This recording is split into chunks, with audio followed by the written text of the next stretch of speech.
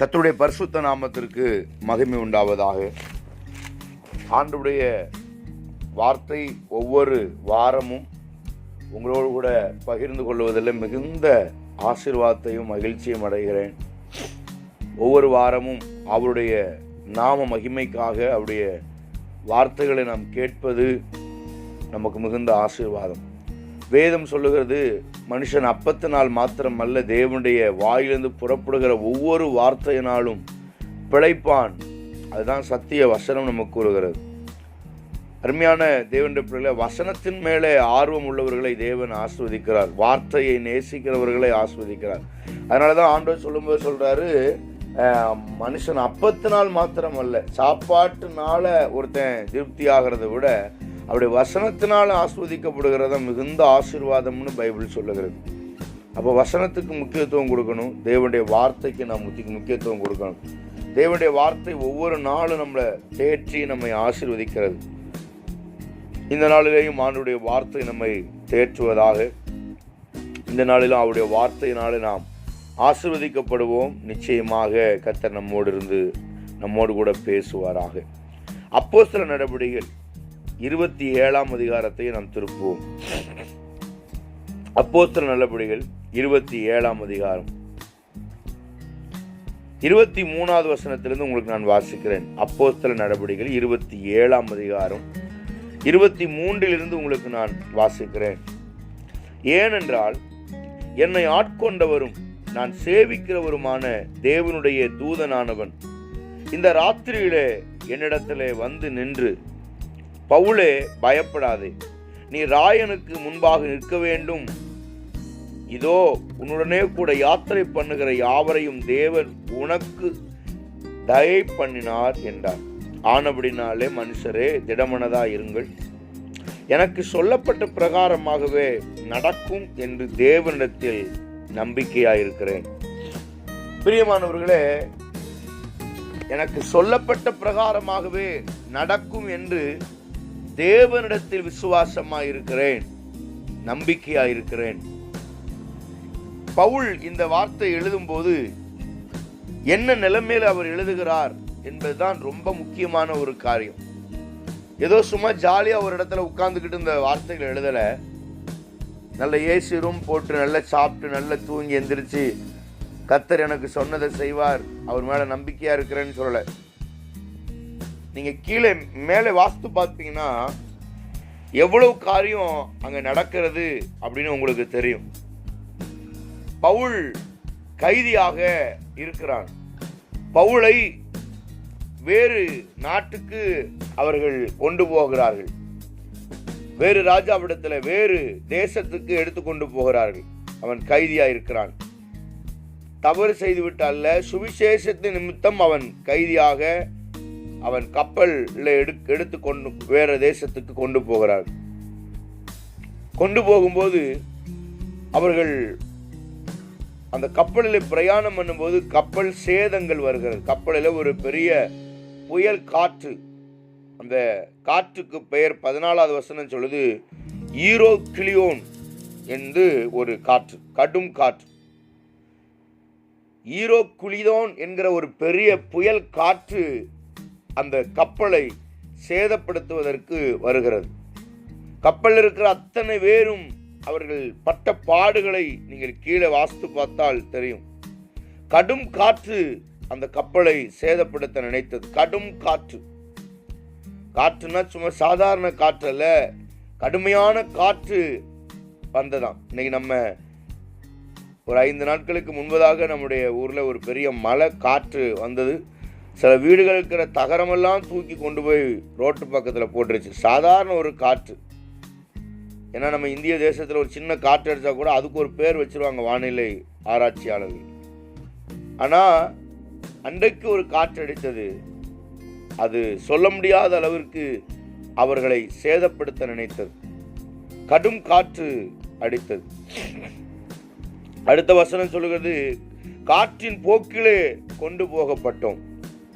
காற்றின் போக்கிலே கொண்டு போக, எந்த காற்று எந்த பக்கம் வீசுதோ அந்த பக்கம் அவங்க கப்பல் போக ஆரம்பிச்சிச்சு. அப்போ என்னன்னா, ஒரு நிலையில்லாத ஒரு வாழ்க்கை ஆகி போயிடுச்சு. அவங்க நிலைமை நிலையில்லாத வாழ்க்கை, நிரந்தரமா இந்த இடத்துக்கு போலாம் அப்படிங்கிற ஒரு எண்ணம் இல்லாம காற்று எங்கிட்டலாம் கொண்டு போகுதோ அங்கிட்டலாம் போற அளவுக்கு அவங்க வாழ்க்கை, அவங்களுடைய பிரயாணங்கள் ஆயிப்போச்சு.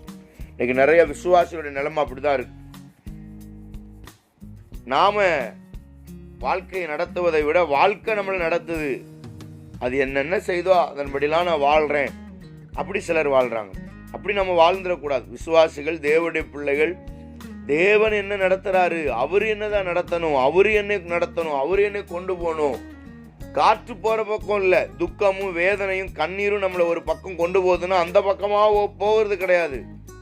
நம்மை நாம் நடத்த வேண்டும். கர்த்தாவே, உம்முடைய தயவினாலே என்னை நான் சுமந்து ஆண்டவரே உமக்குள்ளே நான் வாழணும் அப்படின்ற ஒரு பிரயாசம் இருக்கணும். ஆண்டவரே, நீர் என்ன நடத்தணும், உம்முடைய வார்த்தையின்படியே நான் நடக்கணும், என் வாழ்க்கை உம்முடைய கையில் இருக்கணும், அந்த உணர்வு நமக்கு இருக்கணும். தேவன் தான் நம்மளை நடத்தணும், மனுஷன் கிடையாது. காற்று நம்மளை நடத்திடக்கூடாது. காற்று எங்கெல்லாம் நம்மளை கொண்டு போகுதோ, என்னங்க செய்யறது, வாழ்க்கை எப்படியோ போகுது. சில மனுஷர்கள் சொல்றாங்க பாருங்க, இன்னைக்கும் வாழ்க்கை எங்கேயோ போயிட்டு இருக்கு, அது போற பக்கமெல்லாம் போகணும், வாழ்க்கை எங்க போய் முடியும்னு தெரியல அப்படி சொல்றாங்க. ஒரு கிறிஸ்தவங்க, ஒரு ரட்சிக்கப்பட்டவங்க இந்த வார்த்தையை சொல்ல மாட்டாங்க. வாழ்க்கை எங்க போகுதுன்னே எனக்கு தெரியல, அது எங்க போகுதோ பின்னாடியே போகும், எப்படி முடிய போகுதுன்னு எனக்கே தெரியல அப்படின்னு ரட்சிக்கப்பட்ட நீங்களும் நானும் ஒரு நாள் இந்த வார்த்தையை யூஸ் பண்ண மாட்டோம். ஏன்னா கர்த்தர் நம்மளை கொண்டு செய்ய வேண்டிய திட்டத்தை நமக்கு ஏற்கனவே சொல்லிட்டாரு. கர்த்தர் நம்மளை கொண்டு என்ன செய்ய போறாருன்னு தரிசனத்தை, திட்டத்தை, தேவ திட்டத்தை நம்மளுக்கு ஏற்கனவே சொல்லியிருக்கிறாரு. அதனால நாம வாழ்க்கை எதை நோக்கி பயணம் போகுதோன்னு நம்ம சொல்ல மாட்டோம். ஏன்னா தேவனுடைய கரத்தில் நம்ம இருக்கிறோம், அவர் நடத்துறாரு, அவர் எங்க கொண்டு போறாருன்றதை நமக்கு சொல்லியிருக்கிறாரு. அதனால கவலை கிடையாது. ஆதியாகமம் 12 ஆபிரகாம்கிட்ட சொன்னாரு, நான் உனக்கு காண்பிக்கும் தேசத்துக்கு போன்னு சொன்னாரு. ஆனா எந்த தேசத்துக்கு போன்னு ஆபிரகாம்கிட்ட சொல்லல. ஆனா ஆபிரகாம் அவர் சொன்ன வார்த்தைக்கு கீழ்ப்படிஞ்சு, அவர் கூப்பிட்டாருன்னா நடத்துவார். எங்கெங்க அவர் கை நீட்டுறாரு அங்கெல்லாம் ஆபிரகாம் போயிட்டே இருந்தான். பிரியமானவர்களே, அவனுக்குள்ள ஒரு நம்பிக்கை, அவனுக்குள்ள ஒரு விசுவாசம் இருந்துச்சு. என்ன விசுவாசம்? என்னை அழைச்சவர் உண்மை இல்லவர், அவர் நடத்துவார். அவர் என்னை அழைச்சிருக்கிறாரு, அவர் நடத்துவாரு. அவர் எங்க என்னை கொண்டு போறாரோ அந்த இடம் ஆசீர்வாதமா இருக்கும். அதனாலதான் எபிரேயர்ல சொல்லும்போது சொல்றாரு, ஒருவனா இருக்கும் பொழுது ஆபிரகாமை அழைத்து அவனை ஆசீர்வதித்து அவனை ஜாதிகளுக்கு தகப்பனாக்குனேன்னு எபிரேயர்ல சொல்றார். பிரியமானவர்களே, உங்களுடைய வாழ்க்கை உங்கள் கையில் இருக்கணும், காற்று கையில் இருந்துடக்கூடாது. உங்க வாழ்க்கை உங்க கையில் இருக்கணும். கர்த்தருடைய தயவுனால அந்த வாழ்க்கை வாழணும்.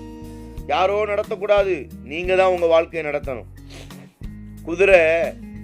குதிரைக்கு வாயில ஒரு கடிவாளம் போட்டிருப்பாங்க, மூக்குல கயிறை விட்டு ஒரு கடிவாளம். ஏன்னா அந்த கடிவாளம் எங்க அந்த கடிவாளத்தை வச்சு கையில கயிறு இருக்கும், குதிரையை நடத்துவாங்க. இந்த வழியா போகணும், இந்த வழியா போகக்கூடாதுன்னு சொல்லி ஒரு குதிரையை நடத்துறதுக்கு ஒரு மனுஷன் அவன் திசையை திருப்புவான். ஆனா அதே இது கயிறு குதிரை கையில இருந்துச்சுன்னா எப்படி இருக்கும் பாருங்க. குதிரையை ஓட்டுறது நாம தான் ஓட்டணுமே தவிர குதிரை நம்மளை ஓட்டிடக்கூடாது. அது இஷ்டத்துக்கு போயிடும், எங்கேயாவது ஒரு பெரிய மேட்டில் நம்மளை தள்ளி விட்டுட்டு அது பாஞ்சு போயிடும். அப்போ நம்முடைய ஜீவியம், நம்முடைய வாழ்க்கை எப்படி வாழணும்னா, கர்த்தர் நம்மளை வைத்த திட்டத்தின்படி வாழ்றதுக்கு நாம நம்மளை அர்ப்பணிக்கணும். காற்றின் போக்களை போகப்பட்டதாம், அப்படிதான் பைபிள் சொல்லுது. காற்று எங்கெல்லாம் போகுதோ நாங்கள் அங்கெல்லாம் ஓடினோம், போயிட்டே இருந்தோம்.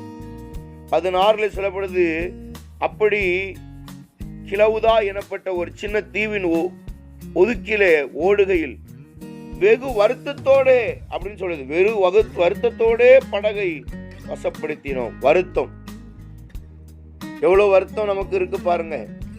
இன்னைக்கு இந்த ஜீவியத்தில் நம்ம எவ்வளவு வருத்தப்படுதோம். சில பிரச்சனைகள், சில போராட்டங்களை பார்த்தோன்னே நமக்கு எவ்வளவு வருத்தம், எவ்வளவு வேதனை.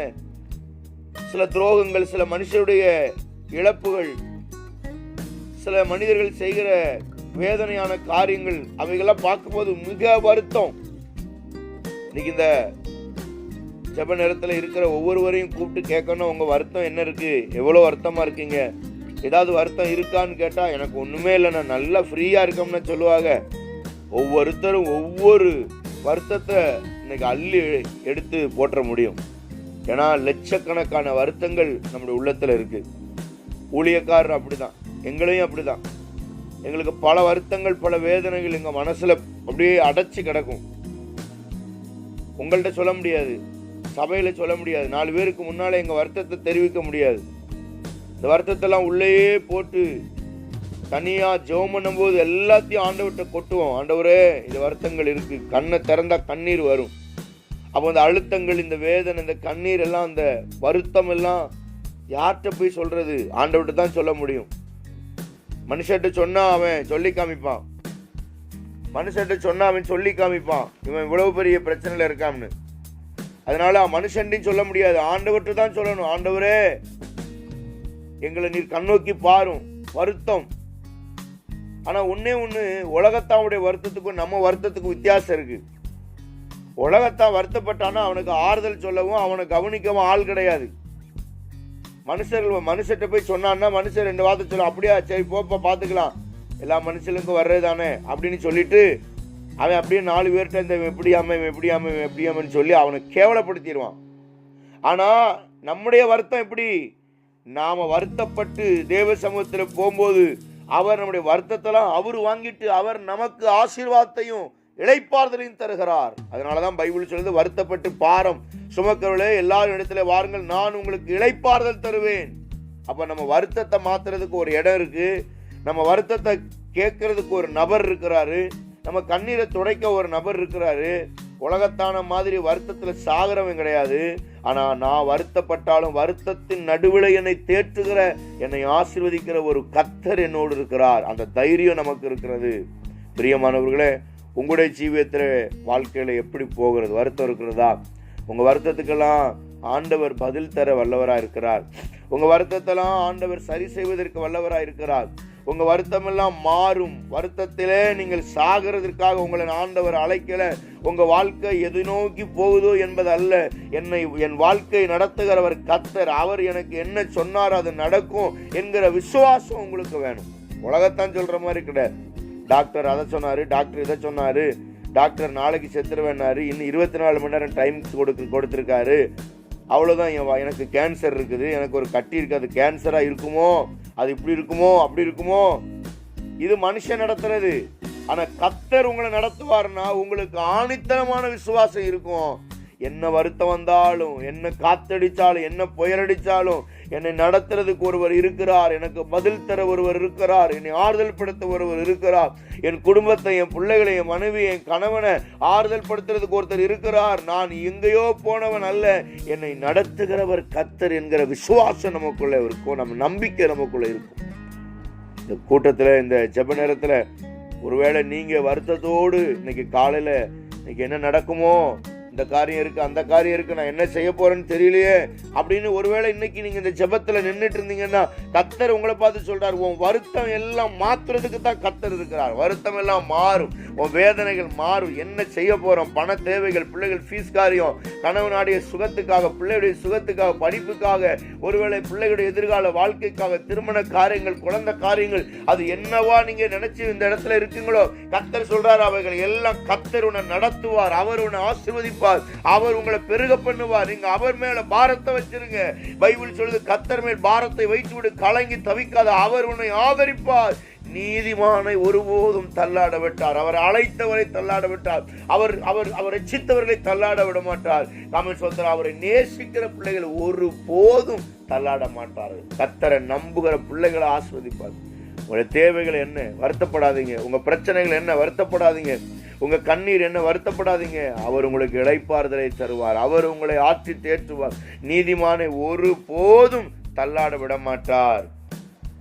அவரை நேசிக்கிற பிள்ளைகள் ஒருபோதும் தள்ளாட மாட்டாங்க. அதனால வருத்தப்படாதீங்க, வருத்தப்படாதீங்க.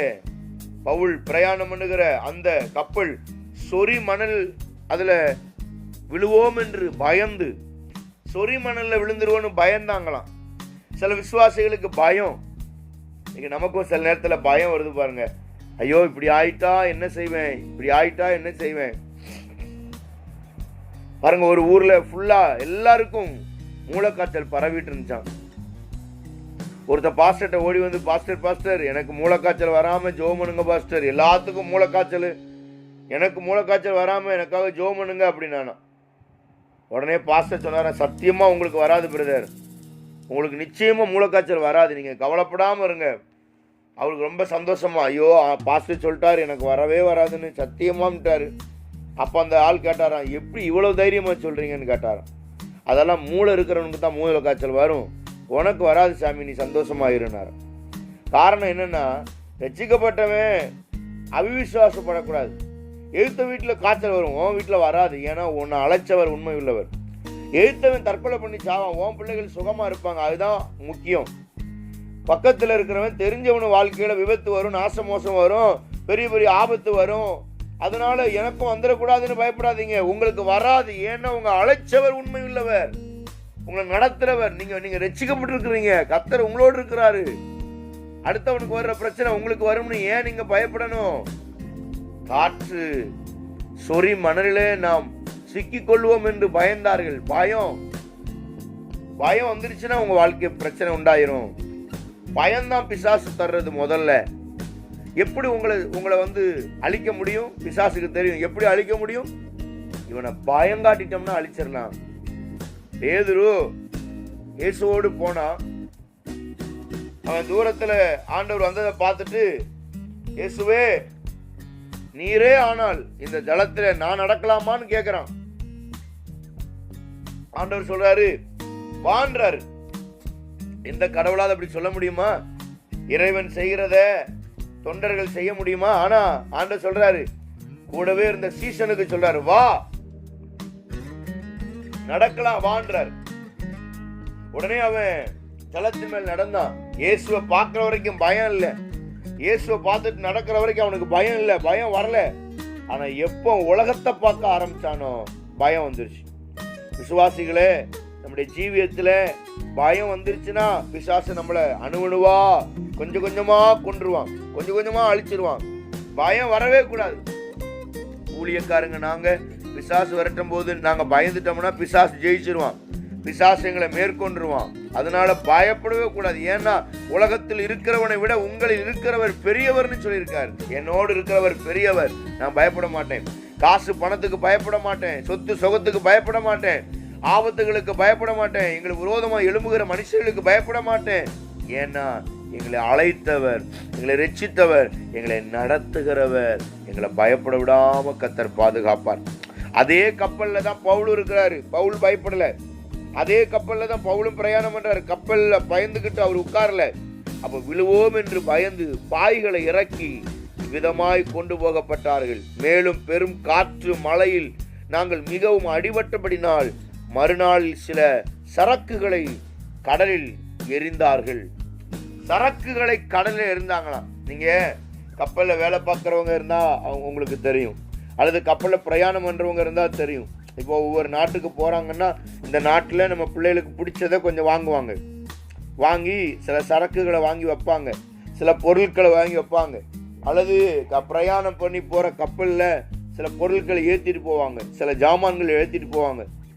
இவங்க கப்பல் வெயிட் அதிகமானதுனால கப்பல் கவுந்துரும்னு அவர்கள் சம்பாதித்தவைகளை அவர்கள் வெளியே எறிஞ்சாங்களாம்.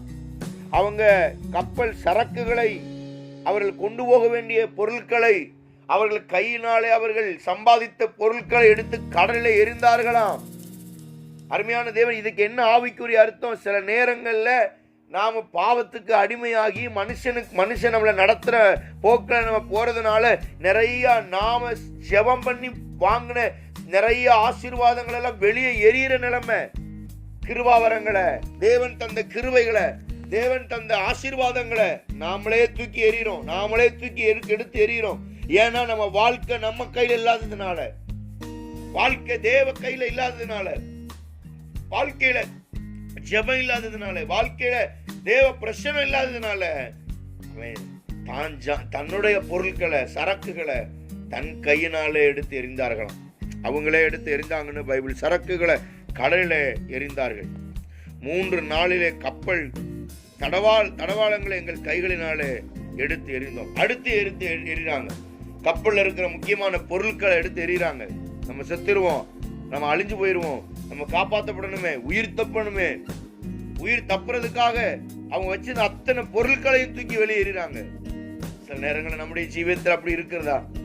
சில நேரத்தில் நாம நம்முடைய சம்பாத்தியங்களை ஆஸ்பத்திரிக்கும் டாக்டருக்கும் ரோட்ல போற மனுஷனுக்கும் கொடுக்கிற மாதிரி இருக்கா? பாஸ்டர், உழைக்காம நான் உழைச்ச காசு எவனுக்கோ போகுது பாஸ்டர். பைபிள் அப்படி வசனம் இருக்கு, நீதிமொழிகள்ல.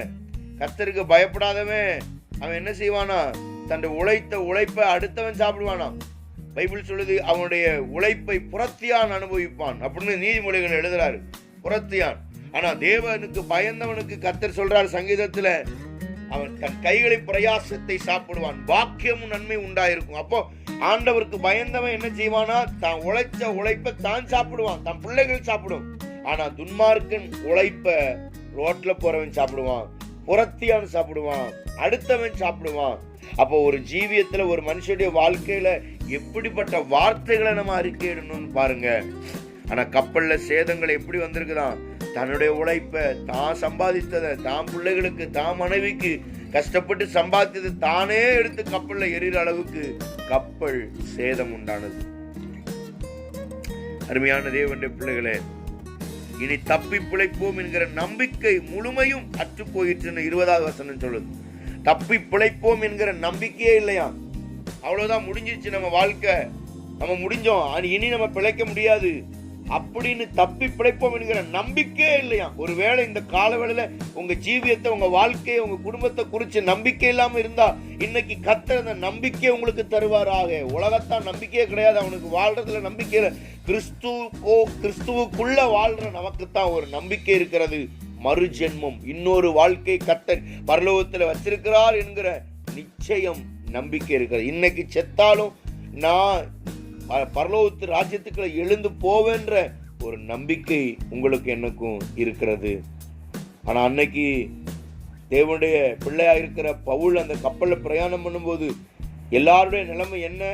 இனி பிழைப்போம் என்கிற நம்பிக்கை அற்று போயிற்று. இனி வாழ முடியாது, இனி பிழைக்க முடியாது.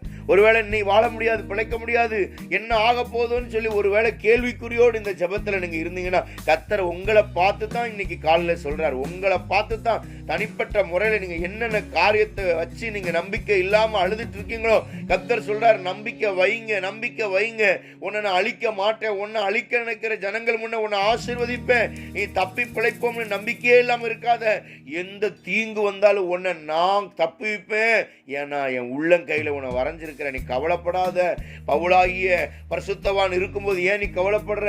பவுல் சொல்றாரு, திடமனதா இருங்கள், ஆயினும் எனக்கு சொல்லப்பட்ட பிரகாரமாகவே நடக்கும் என்று தேவன் மேல் விசுவாசமா இருக்கிறேன், நம்பிக்கையா இருக்கிறேன். அந்த விசுவாசம் உங்களை இன்னைக்கு காப்பாற்றும், அந்த நம்பிக்கை உங்களை காப்பாற்றும். பிரியமானவர்களே, தைரியமா இருங்க. பிரியமானவர்களே, கவலைப்படாதீங்க, பயப்படாதீங்க, என்ன நடக்கும்னு பயப்படாதீங்க. நம்பிக்கை முழுமையும் அற்று போயிட்டுன்னு பவுல் கூட வந்தவங்க சொல்றாங்க. பவுல் சொல்லல, அநேக நாள் அவர்கள் போஜனம் இல்லாமல் இருந்தார்களாம். 14 நாள் சாப்பாடு இல்லையா? 33வது வசனம் சொல்லுது, பொழுது விடிகையில் எல்லாருக்கும் போஜனம் பண்ணும்படி பவுல் அவர்களுக்கு தைரியம் சொல்லி, நீங்கள் இன்று 14 நாளாய் ஒன்றும் சாப்பிடாமல் பட்டினியா இருக்கிறீர்கள். 14 நாள் சாப்பிடலையாம். இதன் நடுவுல தான் பவுல் சொல்றாரு, ஏனென்றால் என்னை ஆட்கொண்டவரும் நான் சேவிக்கிறவருமான தேவனுடைய தூதனானவன் இந்த ராத்திரியிலே என்னிடத்திலே வந்து நின்று, பவுலே பயப்படாதே. ஏன்னா பயப்படுகிற ஒரு சூழ்நிலை, பவுலே பயப்படாதே, பயப்படுகிற சூழ்நிலை பிசாசு கொடுப்பான். பயப்படாத, நீ ராயனுக்கு முன்பாக நிற்க வேண்டும். இதோ உன்னுடனே கூட யாத்திரை பண்ணுகிற யாவரையும் தேவன் உனக்கு தயவு பண்ணினார் என்றார். நம்ம குடும்பத்துல எத்தனை பேர் இருக்காங்கன்னு பாருங்க. இத்தனை பேருக்கு முன்னால கர்த்தர் சொல்றது, இத்தனை பேரையும் ஓம் கையில ஓம் மூலியமா அவர்களை ஆஸ்வதிப்பேன். ஆபிரகாம ஆசீர்வதிச்சாரு, ஈசாக்கு ஆசீர்வதிச்சாரு. ஈசாக்கு ஆசீர்வதிக்கும் போது சொல்றாரு, ஈசாக்கு உன்னை மூலியமா உன்னை நான் ஆசீர்வதிக்கல, உன் தகப்பனாகிய ஆபிரகாமுக்கு நான் சொன்ன வாக்கை நிறைவேற்றுகிறேன். ஆபிரகாமின் மூலமாகத்தான் ஈசாக்க தேவன் ஆசீர்வதித்தார். ஈசாக்கே, உனக்காக நான் உன்னை ஆசீர்வதிக்கல, உன் தகப்பனாகிய ஆபிரகாமுக்கு நான் சொன்ன வாக்கை நிறைவேற்றுகிறேன். அதனால நீ ஆசீர்வாதமா இருக்க. அதனால இன்னைக்கு காலவேளையில உங்க பிள்ளைகள், உங்க குடும்பம் எல்லாரும் அவங்க ஜெபிக்கிறதுனால, அவங்க உழைக்கிறதுனால இருக்காங்க கிடையாது. உங்க ஜெபத்தினால கர்த்தர் அவங்களுக்கு தயை பண்ணுவார். உங்க ஜெபத்தினால உங்க பிள்ளைகள் நல்லா படிக்கும். உங்க ஜெபத்தினால உங்க கணவன் சுகத்தோடு பலத்தோடு ஆரோக்கியத்தோடு போயிட்டு எங்க போனாலும் வருவாரு. உங்க ஜெபத்தினால உங்க குடும்பமே ஆசீர்வாதமா இருக்கும். சாக வேண்டிய நம்ம குடும்பத்தை கர்த்தர் உங்க ஜெபத்தினால வாழ வைப்பார். உங்க மூலமா உங்க பிள்ளைகளுக்கு உங்க குடும்பத்துக்கு கர்த்தர் தயை பண்ணுவாராக. அவர் தயை ஏராளமானது. ஆனபடினாலே மனுஷரே திடமனதா இருங்கள் என்று பவுல் சொல்றான். கப்பல் கவுந்து போகிற நிலைமை, கப்பல் அவ்வளவுதான், இனி பிழைப்போமோ மாட்டோமோ என்று எல்லாரும் நம்பிக்கை இல்லாத நேரத்தில் பவுல் சொல்லுகிற வார்த்தை திடமனதா இருங்கள், எனக்கு சொல்லப்பட்ட பிரகாரமாக நடக்கும் என்று தேவனிடத்தில் நம்பிக்கையா இருக்கிறேன். இந்த காலையில உங்களுக்கு நான் சொல்லுகிற வார்த்தை, கர்த்தர் உங்களுக்கு சொன்னதை செய்வார், கர்த்தர் உங்களுக்கு சொன்னதை நிறைவேற்றுவார் என்கிற அவர் மேல் உங்களுக்கு ஒரு நம்பிக்கை, அவர் மேல் உங்களுக்கு ஒரு விசுவாசம் இந்த காலையில வரட்டும். அந்த விசுவாசம் உலகத்தை ஜெயிக்கிற ஜெயம். அந்த விசுவாசம் இல்லாதவர்களை இருக்கிறது போல அழைக்கிறது. அந்த விசுவாசம் தான் ஒன்றும் இல்லாத ஒன்றை உருவாக்குகிறது. அந்த விசுவாசம் தான் 5 அப்பம் 2 மீனை கொண்டு 5000 பேருக்கு போஷிச்சு மீதி எடுக்கும். அந்த விசுவாசம் தான் பிள்ளை இல்லாத அவன் சோத்திரம் சாரால் பிள்ளை இல்லாத அன்னாள் புள்ளத்தாட்சியை மாறுவதற்கு அந்த விசுவாசம் தான். அந்த விசுவாசம் உங்களுக்கு தேவை. இந்த காலவெளியில உங்களுக்குள்ள ஒரு கர்த்தர் ஒரு நம்பிக்கை விசுவாசத்தை தரட்டும். வெளியில புயல் அடிக்கட்டும், வெளியில சூறாவளி அடிக்கட்டும், வெளியே எல்லாரும் பயப்படட்டும், ஒரு சோத்திரம் எல்லாரும் போய் கப்பல்ல தடவாளங்களை அள்ளி வெளியே எரியட்டும். ஆனால் நீங்கள் சொல்ல வேண்டியது, எனக்குள்ள ஒரு நம்பிக்கை இருக்கிறது. அங்கே பிரயாணம் பண்ணின 275 பேருக்கு மத்தியில் நீங்கள் சொல்ல வேண்டியது என்ன? உங்கள் குடும்பத்தில் 10 பேர் 20 பேர் இருந்தாலும், உங்கள் பள்ளிக்கூடத்தில் அல்லது உங்கள் காலேஜில் நீங்கள் வேலை செய்கிற இடத்துல 100கணக்கான பேர் வேலை செஞ்சாலும் பரவாயில்ல, அவர்கள் எல்லாம் சோர்ந்து போய் பலவீனத்தோடு பயத்தோடு வருவார்கள். நீங்கள் தைரியமாக நிற்பீங்க. ஏன்னா நான் ஆட்கொண்டவரும் என்னை அழைத்தவருமாக இருக்கிற கர்த்தர் சொல்லியிருக்கிறாரு. அதனால நான் திடமனதா இருக்கிறேன், நான் பயப்பட மாட்டேன். ஏன்னா அவர் என்னை காப்பாற்றுகிறவர், அவர் என்னை ரட்சிக்கிறவர். அவரால் செய்ய முடியாத காரியம் ஒண்ணும் இல்லை. அவர் என்னை பாதுகாக்க வல்லவரா இருக்கிறார். கர்த்தர் எனக்கு சொன்னதை நிறைவேற்றுவார் என்கிற நம்பிக்கை இன்னைக்கு நமக்கு அப்படி இருக்குதா? அவர் சொன்னதை நிறைவேற்றுவாருங்கிற நம்பிக்கை உங்களுக்கு இருக்குதா? சிஸ்டர், அருமையான சகோதரனே, சகோதரியே, அருமையான தங்கச்சிமார், பிள்ளைகளே, கர்த்தர் உங்களோடு சொல்லுகிற வார்த்தை, உங்களுக்கு நம்பிக்கை இருக்கிறதா? உங்களுக்கு விசுவாசம் இருக்கிறதா? ஆமென், சோத்திரம். ஒருவனாய் இருக்கும் பொழுது அழைத்து அபிஷேகித்து ஆசீர்வதித்து ஆபிரகாமை உயர்த்தினாரே, அந்த உயர்வு இன்றைக்கு உங்களுக்கு வரும் என்று நீங்கள் நம்பிக்கையா இருக்கிறீர்களா? அந்த நம்பிக்கை தான் வேணும். நம்பிக்கை ரொம்ப முக்கியமானது. உங்க நம்பிக்கையை தளர விடாதீங்க, உங்க நம்பிக்கையை விட்டுறாதீங்க பிரியமானவர்களே. ஆமென், ஆமென், சோத்திரம். பிரியமானவர்களே, ஆபிரகாம் நம்பிக்கை இல்லாதவனா இருந்தான். ஒரு குழந்தைக்கே வக்கில்லாம இருந்தான். ஒரே ஒரு பிள்ளை எடுத்து பெத்தெடுக்கிறதுக்கே முடியாம இருந்தான். ஆனா தேவன் மேல் நம்பிக்கையா இருந்ததுனால சோத்திரம், இந்த ஆபிரகாமுக்கு கர்த்தர் ஈசாக் என்கிற ஒரு தேவ மனுஷன் ஆண்டவர் தந்து அந்த குடும்பத்தை ஆசீர்வதித்தார். அன்னாள் ஜெபம் பண்ணி பார்த்தா, சோத்திரம், தேவாலயத்துல வந்து தேவ சமூகத்துல கதறி அழுதா. நடந்தது என்ன? பிள்ளை இல்லாதவள் பைபிள் சொல்லுகிறது 7 பிள்ளைகளுக்கு தாயானாள் என்று பைபிள் சொல்லுது. ஒரு பிள்ளை தான் கேட்டா சாமுவேலை. அந்த ஆண்டு பைபிள் சொல்லுது 7 பிள்ளைக்கு நீ தாயா வைப்பா. ஆனா கீழே படிச்சு பார்க்கும்போது 7 உனக்கு முடியாது, 5 பிள்ளைகளுக்கு நீ தாயாவன்னு சொல்லி கர்த்தர் அன்னாளுக்கு 5 பிள்ளைகளை கொடுத்தார். இந்த நாளில உங்களோடு கர்த்தர் பேசுகிறார். பயம், வேதனை, சூறாவளி, காற்று எல்லாம் உங்க வாழ்க்கையில அடிச்சாலும் நீங்க பயப்படாதீங்க. உங்களை காப்பாற்றுகிற ஒரு கர்த்தர் இருக்கிறார். உங்களை உதவி செய்கிற ஒரு ஆண்டவர் இருக்கிறார். உங்களை ஒருபோதும் கீழே தள்ளாத ஒரு ஆண்டவர் இருக்கிறார். அவர் உங்களை ஆசீர்வதிக்கவே ஆசீர்வதிப்பார், உங்களை பெருகவே பெருக பண்ணுவார். நீங்க பயப்பட வேண்டாம். அதனால பவுல் இந்த மாதிரி பிரச்சனை வரும்போது, இந்த சூழ்நிலைகள் பவுலுக்கு வரும்போது, பவுல் சொன்ன வார்த்தையை நாம மனசுல வச்சுக்கிடுவோம். ஆனபடினால் திடமனதா இருங்க, எனக்கு சொல்லப்பட்ட பிரகாரமாகவே நடக்கும் என்று தேவனிடத்தில் நம்பிக்கையா இருக்கிறது. உங்களுக்கு சொன்னதை அப்படியே நிறைவேற்றுவார் என்கிற நம்பிக்கை இருக்கட்டும். உங்களுக்கு தேவன் என்ன சொன்னார் அதை நிறைவேற்றுவார் என்கிற நம்பிக்கை இருக்கட்டும். கணவன் மூலமாய், பிள்ளைகள் மூலமாய் உங்களுக்கு சில காரியங்கள், வேதனைகள் உங்களுக்கு வந்துச்சுன்னா நீங்க பயப்படாதீங்க, கவலைப்படாதீங்க, திடமனதா இருங்க. இன்றைக்கு கர்த்தர் உங்களோடு பேசுகிறார். யாரோடு கர்த்தர் பேசிக் கொண்டிருக்கிறார்? அருமையான சகோதரியை, கர்த்தர் உங்களோடு தான் பேசுறாரு. திடமனதா இருங்க, பயப்படாதீங்க, கவலைப்படாதீங்க. இப்படி ஆயிருமோ, அப்படி ஆயிருமோ, அது இப்படி ஆயிருமோ, எதையும் யோசிக்காதீங்க. திடமனதா இருங்க. கர்த்தர் உங்களுக்கு சொன்னபடியே உங்களுக்கு நிறைவேற்றுவார். கர்த்தர் உங்களுக்கு சொன்னது என்ன அதை அப்படியே கர்த்தர் நிறைவேற்றுவார். உங்களுக்கு அவர் என்ன வாக்கு தந்தார், இந்த வருஷத்துல என்ன சொன்னார், நிறைவேற்றுவார். சூழ்நிலைகளை பார்க்காதீங்க, பிரச்சனைகளை மட்டும் பார்க்காதீங்க. அந்த பிரச்சனை இவ்வளவு பெருசா இருக்கு, இந்த பிரச்சனை இவ்வளவு பெருசா இருக்கு. பிரச்சனைகளை பார்த்தீங்கன்னா கீழே விழுந்துருவீங்க. நீங்க கர்த்தரை மாத்திரம் சார்ந்துருங்க. எனக்கு அவர் சொன்னதை நிறைவேற்றுவார் என்று அவர் மேல் நம்பிக்கையா இருக்கிறேன். எனக்கு அவர் சொன்னதை நிறைவேற்றுவார் என்று நான் விசுவாசமா இருக்கிறேன். கர்த்தர் எனக்கு என்ன சொன்னாரோ அதை நிறைவேற்றி முடிப்பார் என்கிற விசுவாசம் எனக்குள்ள இருக்கிறது. அந்த விசுவாசம் உண்மையிலேயே உங்களை ஒருபோதும் கைவிடாது. தேவன் பேரில் விசுவாசமா இருங்க. பவுலுக்கு எல்லாரும் செத்துருவோம்னு பயந்த போது பவுலுக்கு கர்த்தர் திடன்கொள் அப்படின்னு வார்த்தைகளை சொன்னதுனால இந்த வார்த்தையை ஜனங்களுக்கு சொன்னா கப்பல் சேதத்திலிருந்து கர்த்தர் அவனை காப்பாற்றினார். அவனோடு பிரயாணம் எல்லாரையும் காப்பாற்றினார். இன்றைக்கு ஆண்டவர் உங்களுக்கு சொன்ன வார்த்தை என்ன? பிரச்சனைகளையும் போராட்டங்களையும் பார்த்து தைரியம் இல்லாமல் பயத்தோடு சோர்ந்து போய் நிற்காதிருங்கள். உங்களுக்கு சொன்னபடியே, உங்களுக்கு அறிவிக்கப்பட்டபடியே, உங்களை எப்படி அழைத்தாரோ அதுபோலவே உங்களை ஆசீர்வதிப்பார் என்கிற நம்பிக்கை உங்களுக்கு வரட்டும். இந்த நாள் முழுது கர்த்தர் உங்களோடு கூட இருந்து உங்களை ஆசீர்வதிப்பாராக. உங்களுடைய தேவைகள் அத்தனையும் ஆண்டவர் சந்திப்பாராக. ஆமென். God bless you.